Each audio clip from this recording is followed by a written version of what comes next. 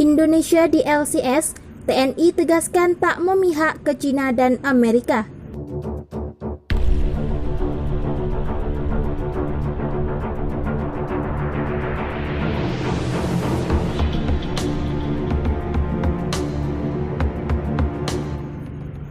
Kepala Pusat Penerangan Kapuspen TNI Maijen TNI Ahmad Riyad menegaskan, TNI memegang teguh prinsip politik bebas aktif dalam menyikapi memanasnya hubungan Amerika Serikat dan China di Laut Cina Selatan. Terkait dengan kebijakan posisi kita karena kita menganut bebas aktif, maka kita tidak ikut mereka. Kalau dulu misalkan ada non-blok, kalau yang jelas sekarang kita memiliki kebijakan negara kita sendiri, ujar Riyad di Mabes TNI Rabu 10 Maret 2021. Karena prinsip inilah, kata Riyad, TNI tidak mengambil sikap memihak terhadap Amerika Serikat maupun China. Menurutnya, TNI selama ini telah membina hubungan baik dengan semua pihak yang berkepentingan di Laut Cina Selatan. Kita tidak mengikut kemana-mana karena kita berhubungan baik dengan semuanya. Baik dengan NATO, kita punya hubungan baik, kata Riyad.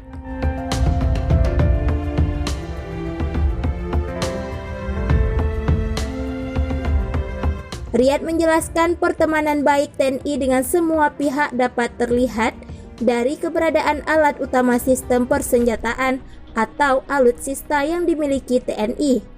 Sejumlah alutsista yang ada berasal dari Amerika Serikat hingga Rusia. Sebagai contoh kecil hasil diplomasi kita dengan negara lain terkait dengan vaksin. Ini saya hubungi dengan vaksin karena ada hubungannya dengan diplomasi juga. Kita akan vaksin dari AstraZeneca, asal Inggris. Ada Sinovac Cina, kata Riyad. Namun demikian, Riyad menegaskan TNI tetap menunjukkan eksistensi dengan melakukan penjagaan kedaulatan negara di Laut Natuna Utara yang dekat dengan Laut Cina Selatan. Dinamika di Laut Cina Selatan antara Amerika Serikat dan China belakangan ini mengalami eskalasi cukup tinggi. Bahkan Amerika Serikat melalui Kementerian Luar Negeri sempat memperingatkan China agar tak unjuk kekuatan di Laut Cina Selatan.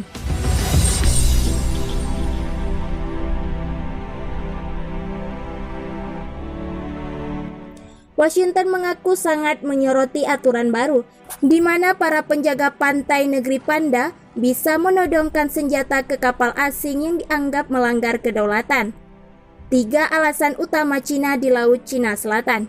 Misi China untuk menguasai perairan Laut Cina Selatan masih terus berlanjut hingga kini.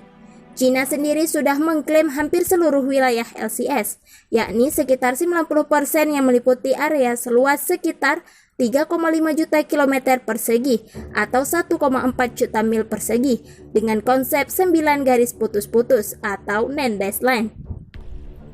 Klaim teritorial sepihak tersebut tumpang tindih dengan klaim beberapa negara ASEAN dan Taiwan. Selain dengan China, LCS sendiri berbatasan dengan Brunei Darussalam, Kamboja, Indonesia, Malaysia, Filipina, Singapura, Taiwan, Thailand, dan Vietnam.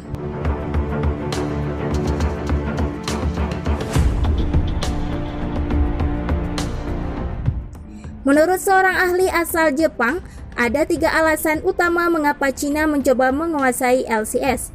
Bonji Ohara, seorang rekan senior di Sasakawa Peace Foundation yang berbasis di Tokyo, mengatakan laut marginal adalah kunci keamanan China.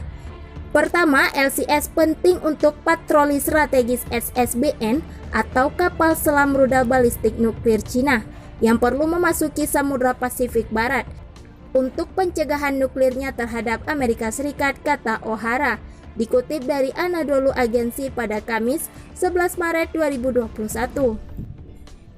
Kedua, menurut Ohara, LCS akan berfungsi sebagai zona penyangga bagi China jika dan saat Amerika Serikat melakukan serangan militer terhadap negeri tirai bambu tersebut.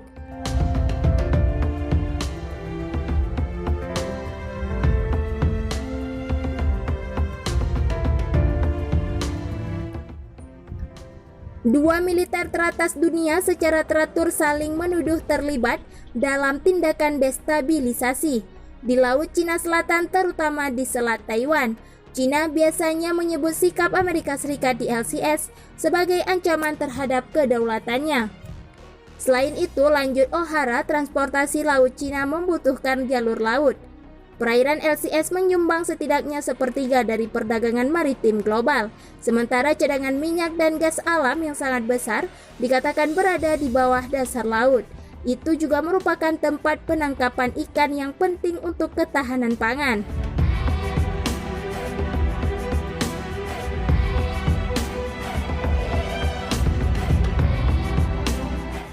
Cina mengakui masalah Laut Cina Selatan dan dapat mengontrol persaingan bilateral dengan Amerika Serikat, tetapi khawatir bahwa Amerika Serikat dan sekutunya mungkin menahan Beijing dari Samudra Pasifik, Laut Cina Selatan dan Samudra Hindia, bantah O'Hara.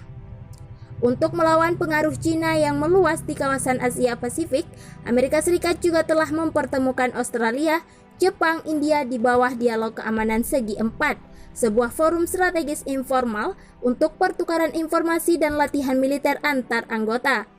Pada 2016, Pengadilan Arbitrase Permanen di Den Haag memutuskan menolak klaim Cina atas hak-hak di Laut Cina Selatan, mendukung kasus 2013 yang dibawa oleh Filipina. Pengadilan mengatakan klaim Cina atas 9 garis putus-putus di LCS tidak memiliki dasar hukum.